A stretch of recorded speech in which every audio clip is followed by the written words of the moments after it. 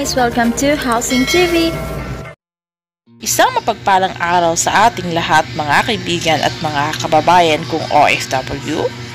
At ngayong video ito ay isang panibagong housing ideas na naman ang ating pag-uusapan at ating ibabahagi.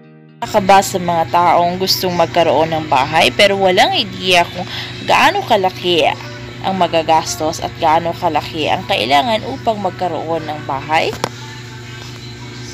Ngayon, panoorin mo ang video na ito upang malaman mo kung ano ba ang costing ng bahay.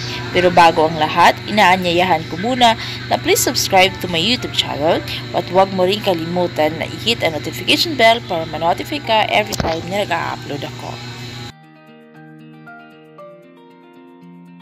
According sa owner ng bahay, ang bahay na ito ay may 2 kwarto, meron na rin itong CR o comfort room, meron na rin itong kusina sa loob, at higit sa lahat, meron na ring sala.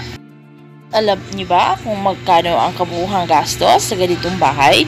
Well, ang bahay na ito ay hindi pa naman totally tapos, hindi pa siya fully furnished, pero ito ay gumastos na ng 160,000 pesos. Yes, tama ang iyong narinig na kaya mo nang magpatayo ng bahay sa halaga ng 160,000 pesos. Sama na ang labor at materyales. Kung ikaw ang tatanungin, sulit ba ang 160,000 pesos para sa ganitong bahay? Sulit ba ang 160,000 pesos para makabuo ka na ng ganitong bahay?